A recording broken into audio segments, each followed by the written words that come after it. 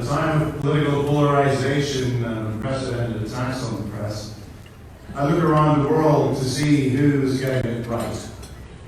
And that road more often leads to Marty Baron.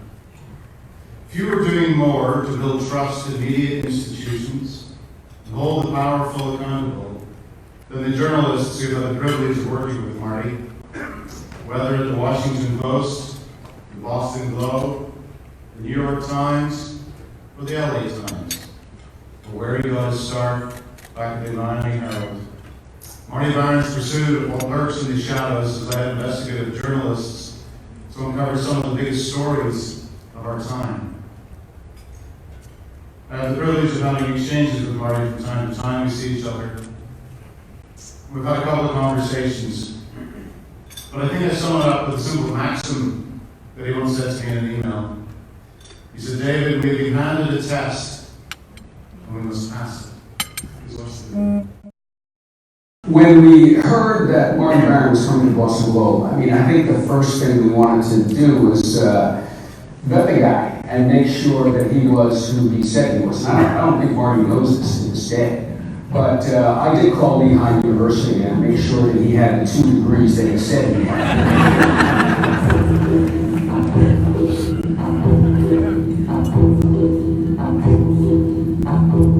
It was sort of like a weariness and skepticism. How can somebody who doesn't know Boston, doesn't even let a press fly, how can someone like that possibly lead a paper? I think we learned through our Critical Sexes project that Marty not being from Boston is what made him incredibly valuable because he had these fresh eyes. We have, I think, captured Marty perfectly for that time. There really is nothing worse than playing someone who's alive. It felt like to me I was not looking forward to it at all. And I so took a train down to Washington, D.C. to meet Marty, and it was one of the most uncomfortable experiences of my life. Parades around the newsroom. He is cerebral and a taskmaster in the best way, with high standards. What I identified within him was a kind of actual shyness that I really would never have expected. Marty is very reserved. He leans on the quiet side. In some ways, his reserve and his not being the most social editor helped us because he was unconflicted when it came to holding powerful people accountable because he didn't have a relationship with them that would make him hesitate when they being aggressive in our coverage. I gotta say, I think the greatest thing about Marty Baron, and this is kind of the secret to how he does his job so successfully at so many papers, is Marty has he's a set of values, and he's very clear about what they are. He's very clear about what he personally stands for. He's very clear about what journalism stands for. Morality and truth, right? It's a weird kind of profession where you're serving readers, but you're also taking the risk of pissing them off. And not everybody gets that. He does get that. He knew how to preserve journalism when other editors gave up. My relationship with him is also personal. I have this respect from him as an editor. And when two editors are running competing papers, you also have it's a very odd dynamic. I very much want him to succeed, but not more than my paper. He was the first editor in the Globe who didn't come up through the Globe system. He went to 3 different papers as executive editor. Miami, Boston, and the Washington Post. In each one, he managed to find the story and lead on the story that would elevate the paper. Newspaper editors run their papers through big stories, but he's run each of those 3 papers through the biggest, most complicated stories you can imagine. And I think that's remarkable. Marty has devoted his life to journalism, and it is his first and enduring love. We have this joke that we're going to retire together, and because we do so much stuff together, panels together and stuff, we're going to make a living doing our shtick on nursing homes. We're going to do weddings and we're going to do bar mitzvahs. The reporting that the Post has done, along with the New York Times, Trump has been outstanding in the face of all kinds of obstacles thrown up by Trump himself. Very few people hold their journalists and themselves to the standards that Marty does. It's so important what we think news is these days, or what we believe, or who we trust. We need to find a way to clone him so that every decent newspaper in the country can have a leader who has a vision, who understands the importance of news, who is disinterested in the bottom line, who wants people to be well informed, who wants the powerful to be held accountable, who wants democracy to survive and prosper because people know what's going on in their communities. And that's the challenge for the future. And we can only find leaders of the caliber of Marty Baron. We can get there.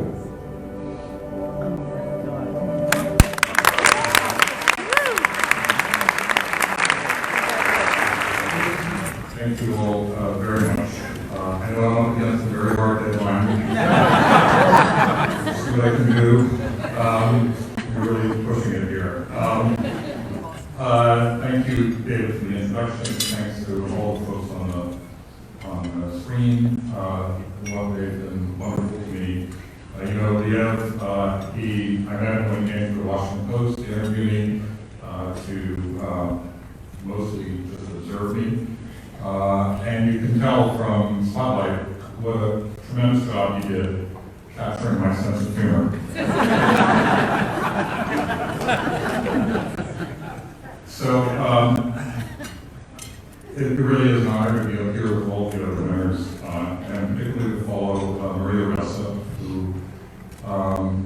who is distinguished for her courage and her persistence. And I think it's really important that over the next year, over the years to come, that we stand beside her and behind her every step of the way.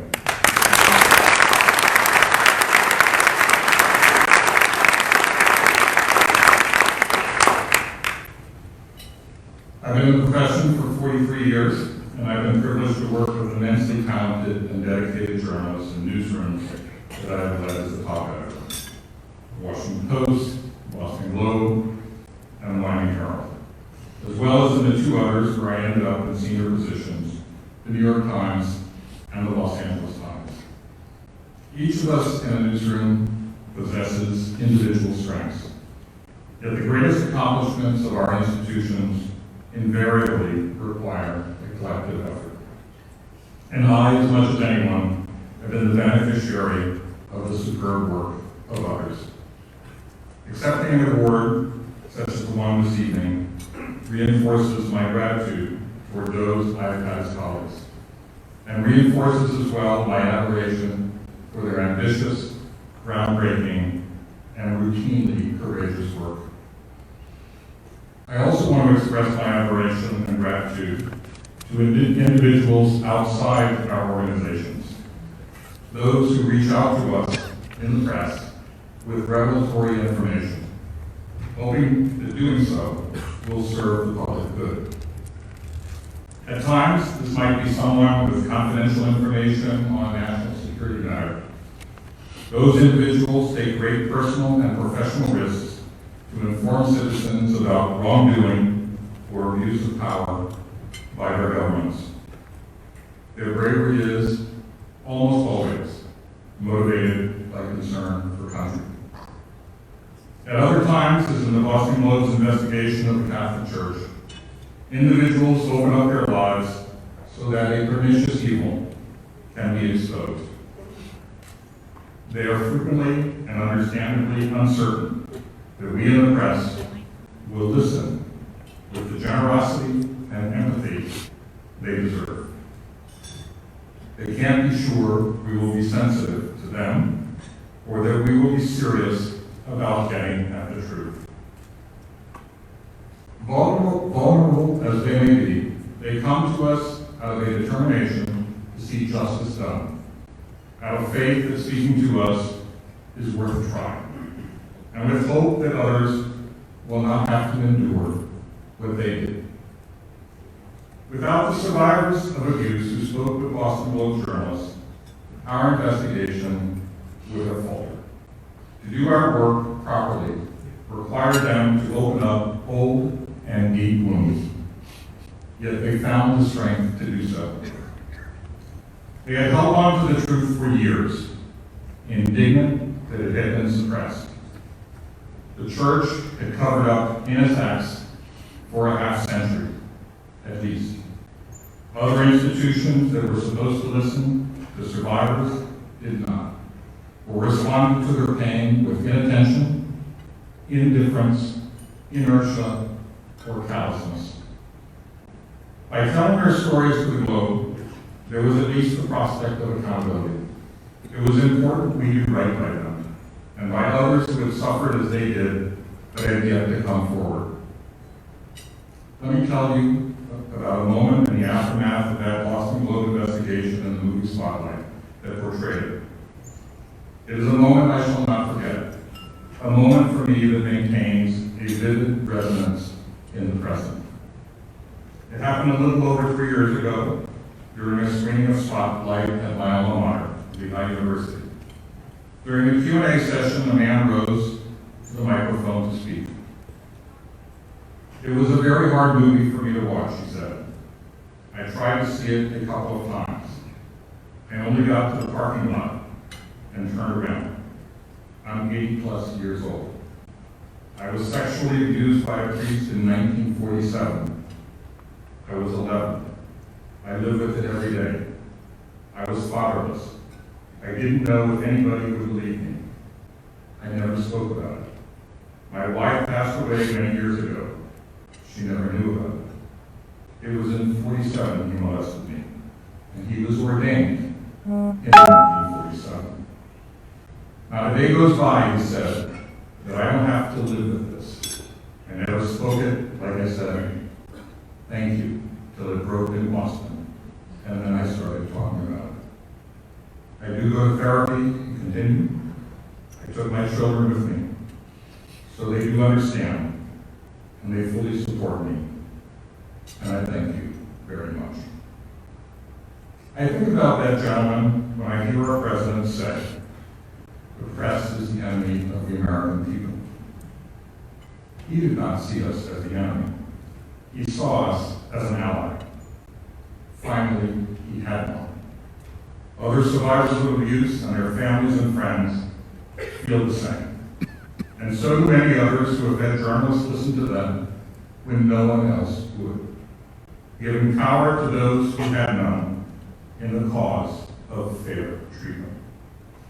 They were grateful for journalists who sought to get at the truth when people in authority had trampled on it or concealed it. Today, we face another threat, perhaps even more subversive. This one is to the very idea of truth itself. In the United States, it began as a calculated assault on our profession, though it has not ended there. It has gone on for more than 4 years now, during presidential primaries, a general election, and past the halfway mark of a presidency. First, there was an effort to marginalize the press, and then to delegitimize us. Then there was a campaign to dehumanize us as disgusting and scum and garbage and the lowest form of life. Ultimately, we were depicted as fake news, enemies of the people, a stain on the country, traitors. There is no mystery as to why this is happening. It is a cynical strategy to disqualify the press as an independent arbiter of fact. But we in the press are not the only targets. The aim is to disqualify other institutions and professions as arbiters of fact too. The courts, law enforcement, intelligence agencies, historians, even scientists. Under assault are all the elements that help us determine what is factual.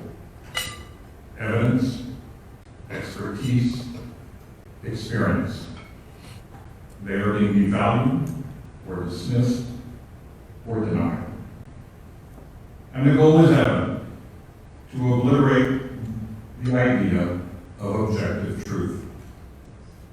Before the 2016 election, Leslie Stahl of CBS News went to Trump Tower to meet with candidate Donald Trump. At one point, after he started into his familiar harangue about the media, she asked him why he persisted in leveling such attacks. As she tells it, he said, "You know why I do it? I do it to discredit you all and demean you all. So when you write negative stories about me, no one will believe you." It was a moment of startling but revealing honesty. That is, in fact, the president's goal. No one should believe the media if we contradict him. The public should believe only one person, him alone, and 100% of the time. Bret Stephens, the conservative columnist, put it perfectly in a speech in early 2017 when he was at the Wall Street Journal before he joined the New York Times op-ed page. The president, he said, is trying to substitute propaganda for news, boosterism for information. His objection, he said, is to objectivity itself. He's perfectly happy for the media to be disgusting and corrupt, so long as it's on his side. Stevens spoke of our obligation, quote, not to look around or beyond or away from the facts, but to look straight at them, to recognize and call them for what they are, nothing more or less. To see things as they are before we reinterpret them into what we'd like them to be. To speak the truth, irrespective of what it means for our popularity or influence. That is good counsel for journalists, for all citizens too. If we come to feel the truth is unknowable, mission accomplished. People just believe what they would like to believe. If we conclude that everyone is lying for selfish reasons, mission accomplished as well. Then it doesn't matter if our leaders are being untruthful, as long as they serve our individual interests. If in the United States we now believe truth can only come from the head of state, then we have surrendered the entirely contrary idea that inspired the founding of our nation. The president apparently has not been content to vilify the press with malicious and menacing language. Nor has he been content to cynically undermine the idea that there are facts and truth independent of what he would like them to be, or just declares them to be. Several weeks ago, his administration, through the U.S. Department of Justice, sought to effectively criminalize common practices in journalism that have long served the public interest. The latest 18-count indictment of Julian Assange under the Espionage Act of 1917 presents a grave threat to customary day-to-day reporting of national security matters. The indictment accuses Assange of seeking, receiving, and then publishing classified material. As Perry Bissell, an attorney with the Knight First Amendment Institute, put it, that's exactly what good national security and investigative journalists do every day. These charges, she said, could be brought against national security and investigative journalists simply for doing their jobs and doing them well. Dating as far back as the Pentagon Papers in 1971, when Daniel Ellsberg provided the New York Times and then the Washington Post highly secret documents that revealed the history of government deceit about the Vietnam War. Journalists have been receiving and reporting unclassified information. More recently, the Washington Post and The Guardian published classified information obtained by Edward Snowden to disclose a global surveillance program that represented a breathtaking intrusion with scant oversight and no public debate into the privacy of U.S. citizens and individuals worldwide. When this expansive new indictment against Assange was announced, an official for the Department of Justice said it takes seriously the role of journalists in our democracy and that, quote, it is not and never has been the department's policy to target them for reporting. But the legal fury leveled against Assange could easily be weaponized against journalists. It is hard to escape the conclusion that the administration's intent is to intimidate the entirety of the American press. First we get Assange, next we might come after you.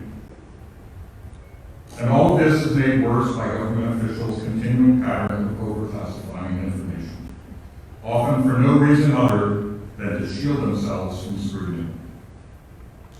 And it could be made still worse by the Trump administration's fondness for invoking national security and declaring national emergencies.